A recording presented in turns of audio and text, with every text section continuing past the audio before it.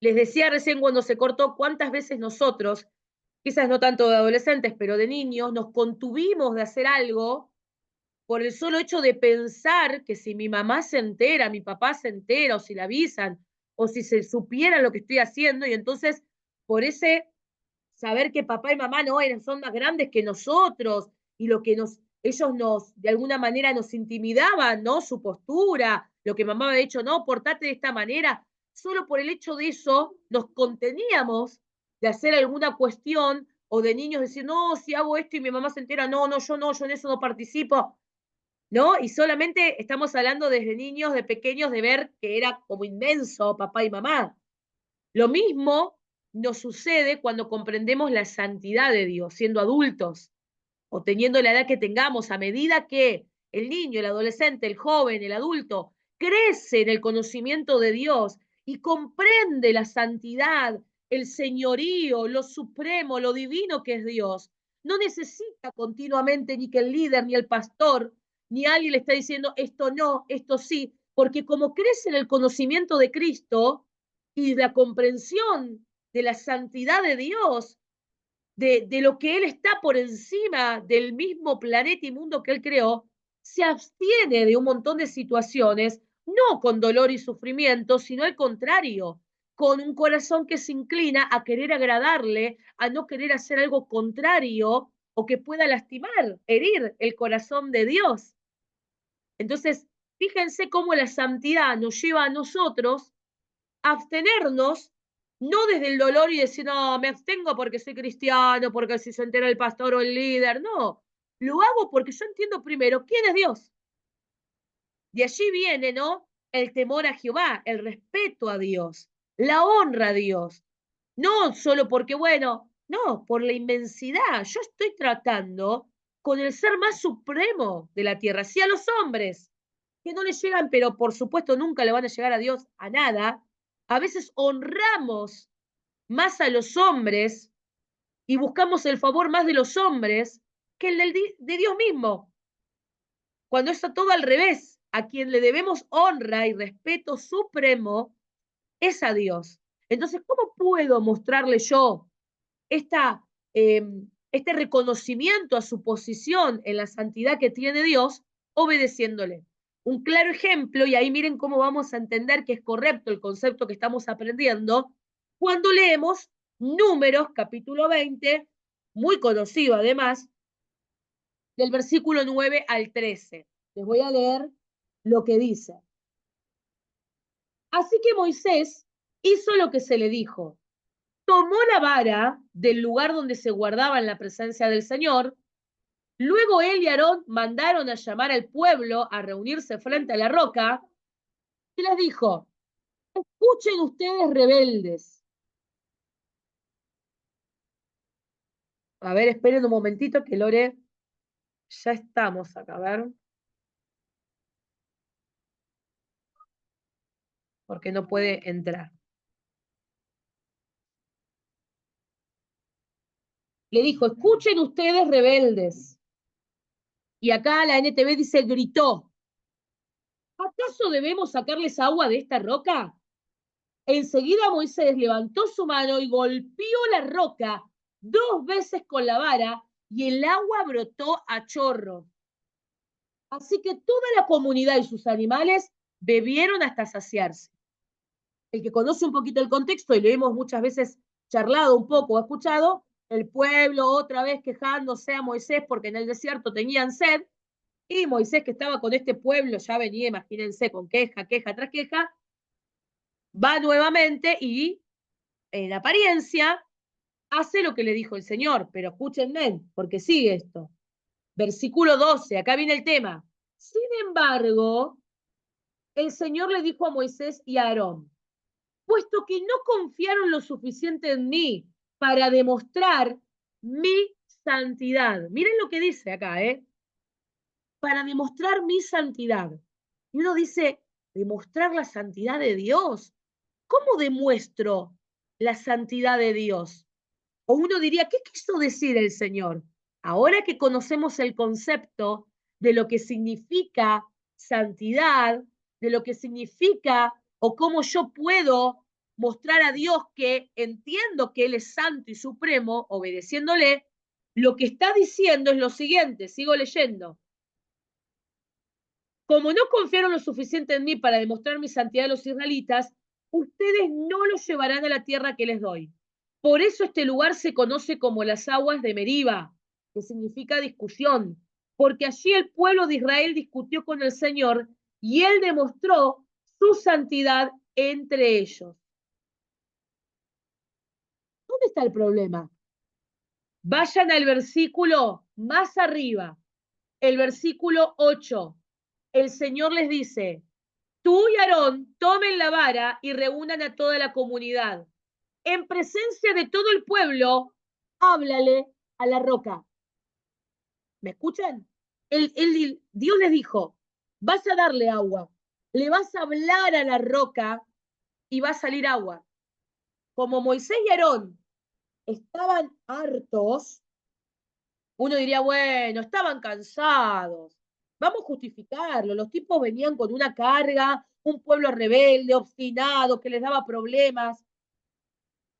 Pero ahí no tenían que hacer hincapié ellos. Ellos, si reconocían la santidad de Dios, es decir, nos está hablando Dios, nos está hablando nuestro ser supremo, nos está hablando el que nos mantiene con vida acá cuántos años, nos abrió el mar. ¿Qué tendrían que haber hecho esos? Obedecer, escuchar con atención. Listo, sí, le hablo a la roca. No, ¿qué hicieron? Le gritaron al pueblo y le gritaron a la roca y la golpearon. Hicieron lo que quisieron. A ver, esperen un cachito que Lore me está diciendo, estoy intentando. Ahí no veo nada, preparando reunión. A ver, esperen que le escribo un cachito. Salí y volvé a intentar. ¿Alguno tuvo problemas? No, creo que no, están todos, así que tiene que ser seguramente quizás de su, sí, de su Zoom. Ahí se relaciona por qué el Señor les reclama y les dice, ustedes no mostraron mi santidad. ¿Qué significa no mostraron mi santidad? Que ellos, aun cuando estuvieran cansados, aun cuando el pueblo es desobediente, ellos tenían que mostrar que si Dios les mandó a hacer de una forma, ellos tenían que seguir esa manera porque el que los mandó es el Dios Santo, el más grande, el supremo. Si a vos, por ejemplo, te pide tu jefe, mira, por favor, necesito que hagas esto, exacto, no lo merecieron, y lo otro, hacelo de esta manera. Si tus compañeros de trabajo ven que vos decís, me pidió que entrara 8:30, pero yo mañana entro 9:30, como entro todos los días. Porque ¿qué se piensa que no? Lo que vos estás mostrando es que vos no respetas a tu jefe y tus compañeros que están viendo. Ah, bueno, si éste hace cualquier cosa y no le dicen nada, bueno, entonces el jefe no debe ser tan importante. Por eso, este acto a Moisés y Aarón les costó todo. ¿En qué sentido? No entraron a la tierra prometida. Y si ustedes lo leen sin comprender esto, o cualquier persona al que le cuentan y le dicen, che, dale, ¿ese es tu Dios? Porque le gritó a la roca a un tipo que estaba cansado, no lo dejó entrar a la tierra prometida. ¡Qué duro tu Dios! No, es que Dios tiene que mostrar, tiene que hacer valer como corresponde, porque es su esencia, su santidad. Él es santo. Entonces le dijo, ustedes no me santificaron delante del pueblo. Si cualquiera lo lee sin esta enseñanza que estamos hoy reflexionando, van a pensar que no hicieron un acto solemne. Ay, claro, es que Moisés y Aarón no dijeron, en el nombre de Jehová va a salir agua. No, lo que les pedía al Señor era algo tan simple, pero que a veces al Hijo de Dios, al adulto, al cristiano nos cuesta tanto, como obedecer tal cual te pido que hagas las cosas. ¿Cuántas veces como padres nosotros le decimos algo a nuestros hijos y aunque ellos no entiendan o nos digan, pero mami es lo mismo, le decimos, no, hacelo así como te pido. ¿Y por qué lo hacemos de esa manera? Seguramente tenemos una razón. Dios tenía una razón. para que Moisés y Aarón no golpearan la roca, sino que la hablaran. Y como ellos hicieron como quisieron, no lo santificaron a Dios. No mostraron que era digno de respetar, de honrar y de tenerlo en alto. Por eso la santidad de Dios no es un tema menor en nuestra vida cristiana. Entender que Dios es santo, que Él es soberano, que Él es supremo y que lo que Él dice se debe hacer, y como Él me enseña, yo debo caminar, me cueste, me salga más o menos, pero yo tengo que tener en claro que no estoy con un igual y que si Él me lo dice es por algo y que si Él así lo demanda es por algo y ese algo siempre va a ser mi bien, me va a traer a mi vida y va a darle a mostrar al resto que a mí no me da lo mismo seguir a Cristo. Porque si no es como, bueno, sí, dice de Dios, habla de Dios, pero hace lo contrario. Entonces está todo bien con Dios. Creés, pero haces lo que querés. No es así. Dios es santo. No juguemos con la santidad de Dios. Si Él algo demanda y si Él algo nos pide, si yo respeto y comprendo y obedezco a esta santidad, yo lo estoy santificando. Por eso ustedes fíjense en cómo después Pablo va a hablar en una de sus tantas cartas, por ejemplo, en el caso del matrimonio, cuando a veces uno de los dos cónyuges no congrega o no tiene la fe, dice, más el varón santifica a la mujer o al revés, la mujer santifica al varón, quiere decir que cuando alguno de los dos honra a Dios, a pesar de que su esposo o su esposa no comparten la fe, están santificando a Dios, están demostrando que sí tienen en cuenta lo que Dios dice, que lo practican, y el otro, que no está en la fe, seguramente va a ser ganado porque va a ver que hay algo distinto, especial, importante, al que el otro dice, mi esposo, mi esposa le presta atención, algo pasa, esto es digno de que yo preste atención, o ven algo diferente, ven cómo la santidad, la santificación se relacionan. Cuando yo obedezco, santifico a Dios. ¿En qué sentido? Hago valer que Él es santo, demuestro su santidad, es digno de que yo lo tenga en cuenta. Claro que si no es cualquiera el que me está hablando, no es algo que yo pueda dejar pasar, me lo dice Dios. Dios lo demanda, Dios lo enseña, Dios así me lo dejó escrito. Por eso yo me voy a abstener muchas veces de actuar como se me dé la gana o como yo quisiera. ¿Por qué? Porque, Señor, te amo y obedezco tus mandamientos. Y de esta manera te santifico. Hemos creído que santificar a Dios es decir cosas lindas de Dios. Señor, te santifico, eres santo, santo. No es solo decir, es hacer, es obedecer a lo que Dios nos demanda y como Dios demanda, que es todavía más importante. Así que esto tengámoslo en cuenta cuando hablamos o cuando leemos, por ejemplo, puntos así, cuando Dios o en el Antiguo Testamento Jehová reclama, y de esta manera me santificarás. Y vos decís, ay, ¿cómo tengo que santificarlo? ¿Será un ritual? ¿Será un rito? ¿Será una receta? No, no, no. Habla de obediencia. Santificar, hacer santo, mostrar la santidad de Dios con respecto a nosotros, habla de obediencia. Por lo tanto, Dios es santo por su posición y yo puedo manifestar la santidad de Dios y decir Dios es santo porque mi caminar muestra obediencia a Él. ¿Estamos bien hasta acá? ¿Se va comprendiendo? ¿Hay alguna duda? ¿Hay algo que hayan dicho, no, Noelia, me perdí y no entiendo? Me preguntan, no hay problema. Díganme y yo sigo. Mientras tanto, tomo un poquito de agua.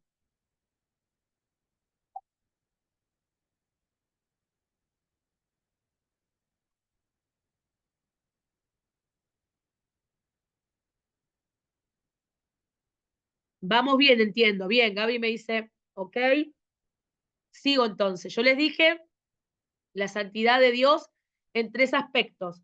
El primero dijimos su posición, y ahí hablamos de la obediencia. ¿Sí? Dios no nos ordena solo reconocer su santidad en nuestras palabras y acciones. Los que desobedecen a Dios con sus acciones se niegan a creer que Él es santo. Por eso es importante. No solo reconozco a Dios que es santo de palabrita, lo reconozco en mis acciones.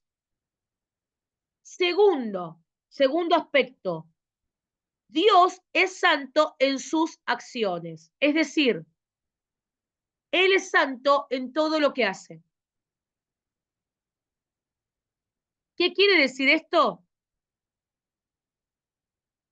Que sus actos, todo lo que Dios hizo en el Antiguo, el Nuevo Testamento y lo que Dios sigue haciendo, sus juicios, sus ordenanzas, leyes, mandamientos, decretos, son completamente santos. Pareciera que esto es retórico, es decir, y sí, si Él es santo, todo lo que hace es santo. Pero muchas veces nosotros hacemos cosas, y por eso nos cuesta entender esto y relacionarlo con Dios, hacemos cosas no movidos por un corazón puro. No siempre nos sale todo movidos por pureza. A veces hacemos favores porque en el fondo esperamos que ese favor después nos sea devuelto. Es decir, bueno, yo te voy a regalar porque después vos me vas a regalar a mí. No lo decimos de palabra, pero en el corazón, de alguna manera, es más, ustedes fíjense que los dichos no cristianos, por así decir, no son dichos bíblicos, pero que conocemos, ¿qué dicen? Hoy por mí, mañana por ti. Una mano lava la otra y las dos juntas se lavan la cara. O sea, hay dichos que continuamente dicen, ¿no? Como que de alguna manera siempre el ser humano, todo su accionar responde a algún interés oculto. Esto no quiere decir que todo interés sea malo, pero no es comparable con Dios. No es comparable con Dios. Dios no tiene ningún interés oculto con nosotros. Dios no dice, yo los salvo para que ellos a mí me adoren. No, nos salvó porque Él quería salvarnos. Yo los amo si ustedes me aman. No, Él nos ama. Y aun si hay alguno que dice, yo no lo amo, Cristo no deja de amarnos. No deja de amar. Por eso dice en Juan 3:16, de tal manera amó Dios al mundo que dio su Hijo unigénito. Imagínense si Dios dice, no, yo no voy a mandar a mi hijo por todos estos, no. ¿En qué cabeza entra? ¿Que yo mande a mi hijo por amor a Hitler, ese asesino, que yo mande a mi hijo por amor a este que hace tal maldad? Eso sería nuestro pensamiento finito, nuestra mente finita, nuestra mente que a veces ama o es amigo o es bueno o se da con el que piensa igual que yo, el que va a actuar igual que yo actúo con él, yo estoy, él también está. Cristo no es así. El Señor en sus acciones son totalmente puras y santas. Él no tiene ninguna eh, pensamiento o búsqueda de algo oculto, un interés oculto. No, por eso Dios es santo en sus acciones.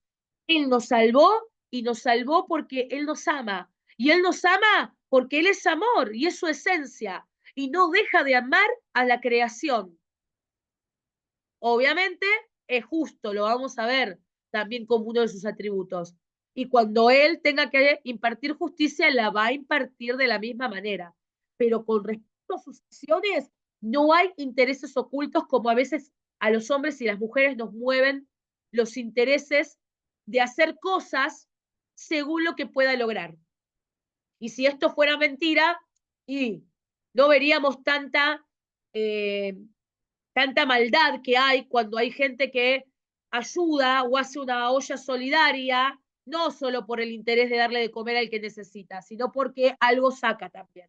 Por eso vemos tanta corrupción en el hombre, ¿no? Cuando tiene poder, la mayoría dice, no, yo quiero llegar para ayudar, porque a mí me interesa ayudar, pero mientras ayuda con una mano, con cuatro manos acapara para sus intereses ocultos, ¿no? Y termina con grandes mansiones. Y esto pasa no solo en algunos.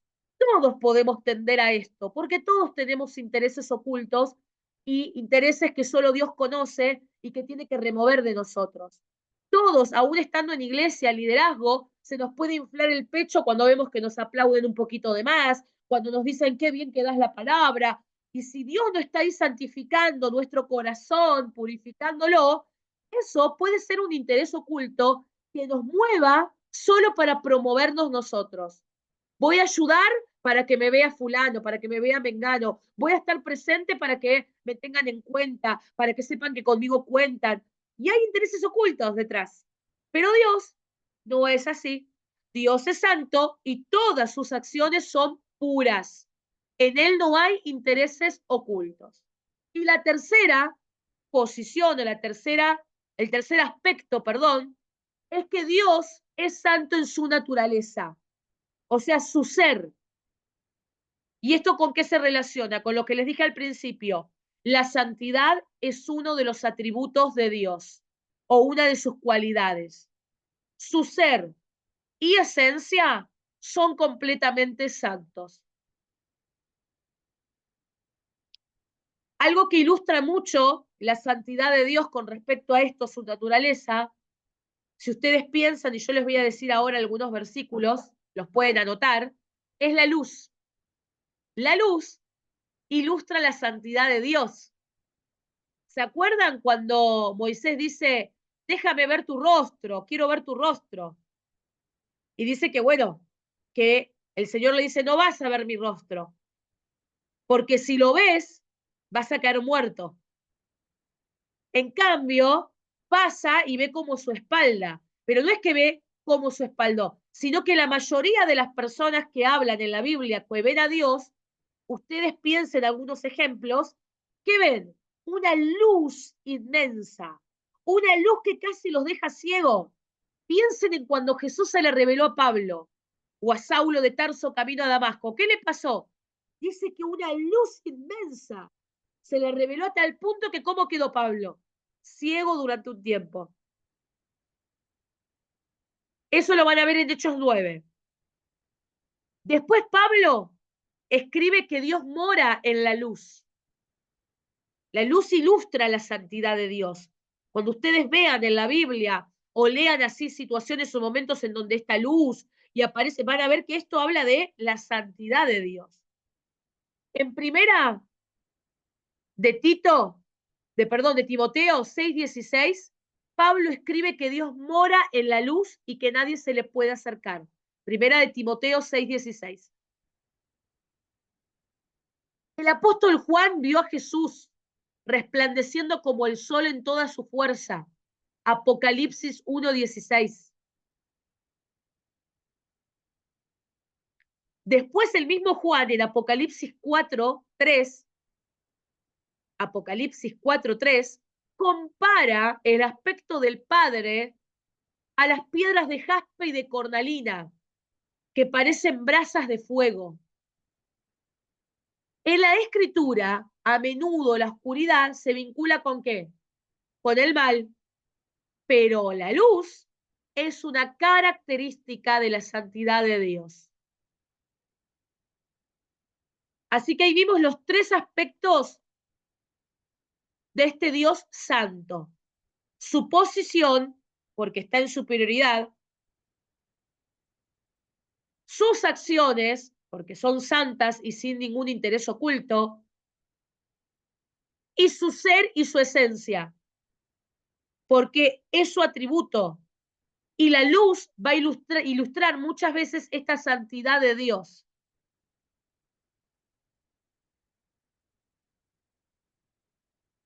Vamos a ver ahora el significado de la santificación, es decir, lo que nosotros adquirimos por medio de Cristo. Es decir, nosotros somos santos. ¿Cómo yo soy santo? ¿Cómo es que puedo decir que somos santos?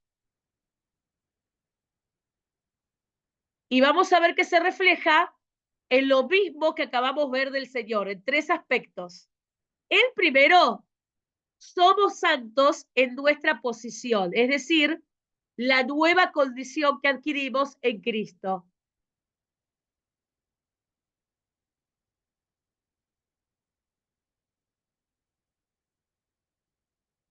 ¿Y por qué es importante esto?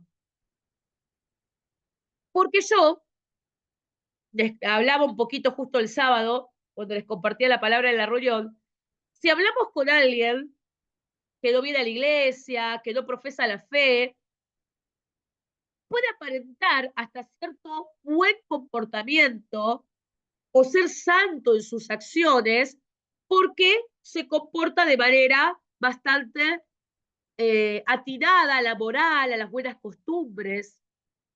Sin embargo, el Señor no nos santifica solo en cambiar nuestra manera y nuestra conducta de hacer. Antes de cambiar nuestra conducta y nuestra manera de actuar, Él lo que hace es darnos una nueva condición, una nueva posición en nuestra vida espiritual. Yo les dije, Él es santo porque Él tiene qué posición, la más alta. Él está por encima de todo. Y nosotros también vamos en la santificación a obtener una nueva posición para primero, al tener una santificación posicional, perdón, luego comenzar a vivir una vida santa. Yo no puedo comenzar a vivir una vida santa, ni puedo pensarme que yo hago solo lo correcto sin tener a Cristo, sin aceptar a Cristo y que Él cambie mi condición de vida. Por eso no basta con que las personas se crean buenas. Y esto es muy importante porque, por ejemplo, yo creo que ahora con esto ustedes se van a dar cuenta. ¿Qué pasa con personas como la Madre Teresa de Calcuta? Por ejemplo, Gandhi, Martin Luther King, Favaloro y un montón de gente que podemos hablar, que uno conoce acciones buenas, que vos decís, qué hombre bueno. Voy a hablar María Teresa de Calcuta, que decía directamente, no, no aborten a los bebés, démenlos a mí que yo los crío. Estaba con la gente que tenía lepra, tenía directamente personas con lepra y él los atendía y uno dice, por favor, qué corazón. Lo uso como un ejemplo, no estamos haciendo sobre esto una teología, pero quiero que entendamos que de esas personas conocemos sus buenas acciones. Que hagan buenas acciones no hablan de que esas personas hayan sido justificadas y regeneradas o que hayan cambiado su condición. Y por mucho que yo tenga buenas acciones, si primero yo no cambio mi posición en Cristo, mi condición de ser un pecador, de estar en tinieblas, a pasar a ser regenerado por Dios, a tener la justificación de Cristo, por mucho que tenga buenas acciones, no me vale. Cuidado con esto, porque a veces, obviamente, en el dolor, en el empatizar con personas que vos decís, pero mirá, hacen tanto bien, tendrían que estar seguros en el cielo adorando, eso no lo sabemos, no me compete a mí, por supuesto, porque quizás la Madre Teresa de Calcuta aceptó a Cristo y tenía esa condición y tenía la vida en santificación y está recontra en el cielo, como un montón de otras personas que no nos compete. Yo lo que quiero que entiendan es que ojo con justificar o pensar que las acciones son el camino al cielo, o que creernos bondadosos o ver bondad en otros es suficiente para que vayan a Cristo. Lo primero para ir a Cristo es, por medio de la fe, aceptar la obra de Jesucristo hecha en la cruz. Y cuando yo tengo fe en su obra es porque yo entiendo que soy pecador, me arrepiento de esto y quiero que Él ahora sea el Señor de mi vida. No solo abrazo la salvación, sino que abrazo su señorío. Y a partir de ahí, Él me cambia la condición. Si ustedes tienen presente la imagen que yo les mandé, van a ver que es como un triángulo. La base dice A, nuestra posición, es decir, nuestra situación.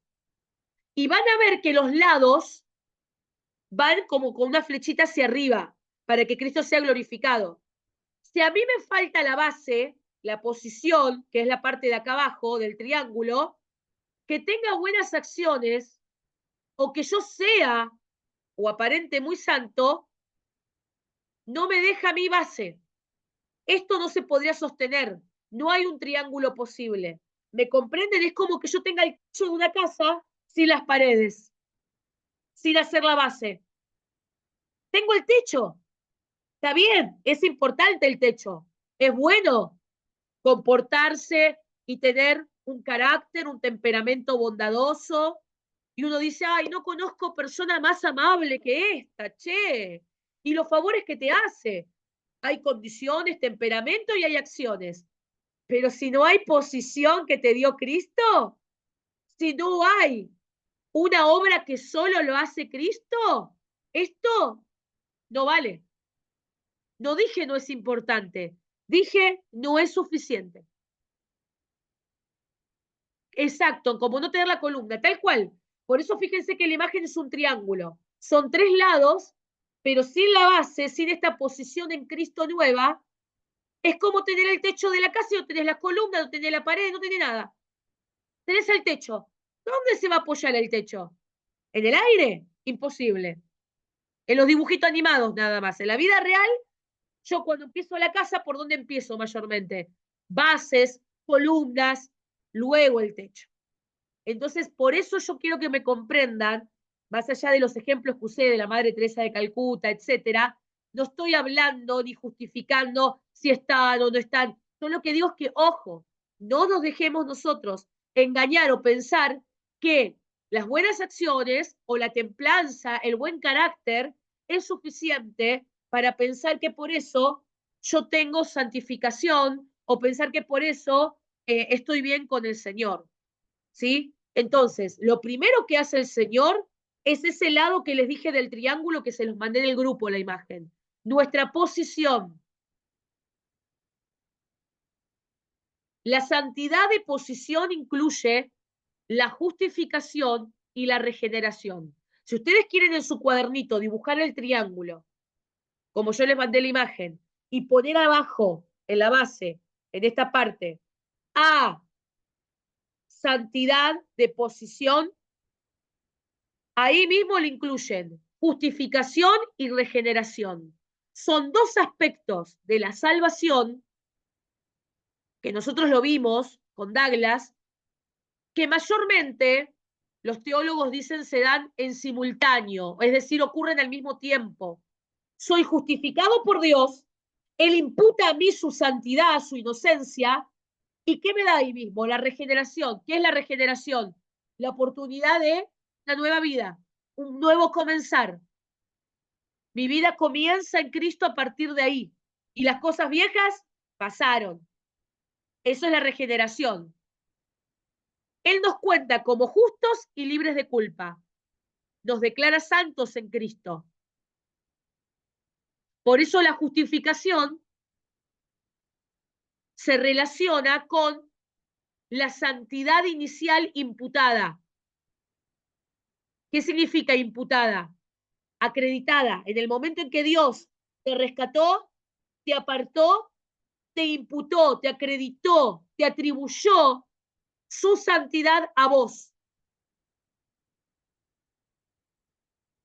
Este momento de la santidad es perfecto. ¿Por qué? Porque es la misma santidad que tiene él y él dice, esta persona, yo pagué todo, está libre de culpa. Es santo para mí, es apartado.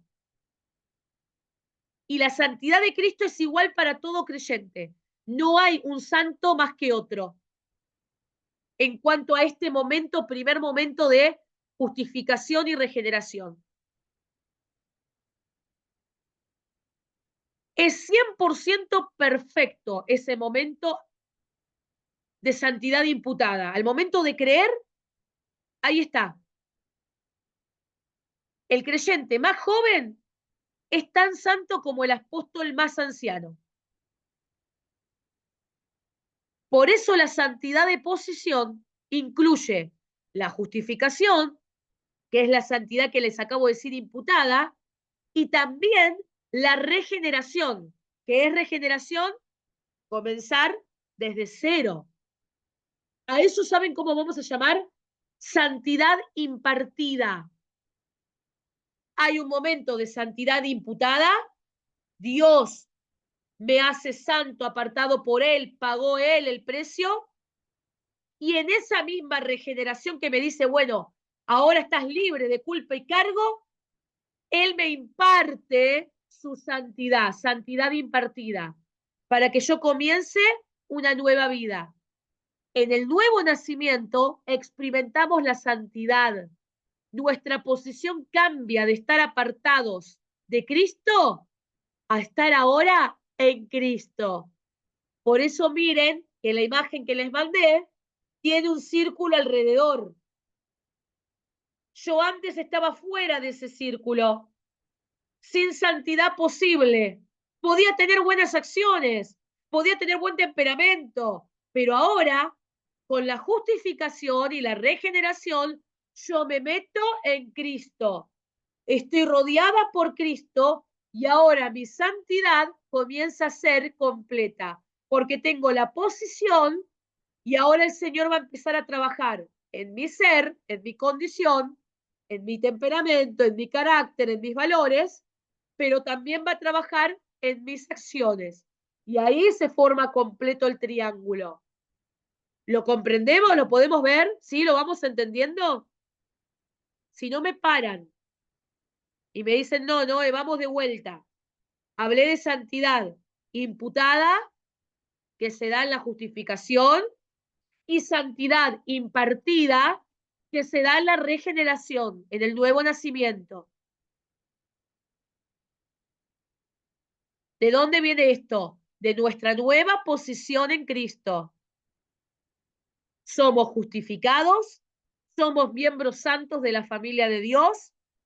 Por medio de la cruz, Dios hace posible nuestra posición de santidad. Sin el sacrificio de Cristo en la cruz, seríamos culpables con la ira de Dios sobre nosotros, porque no podemos cumplir la ley. Apartados de Cristo, estaríamos separados de su presencia. ¿Qué es lo que necesitamos? Su presencia, el poder divino, para poder vivir en una vida santa. Dios nos justifica cuando nos recibe en su familia. Y yo les envié un cuadrito para que esto les quede bien claro. Acabamos de ver el punto A, el primer aspecto de la santidad. Fíjense que luego van a tener algunos textos. Ustedes ese cuadrito no hace falta que le saquen fotocopia y lo mandan a imprimir. Cópienlo directamente en el cuaderno, o por lo menos mírenlo para ver estos tres aspectos de la santidad con respecto a nosotros.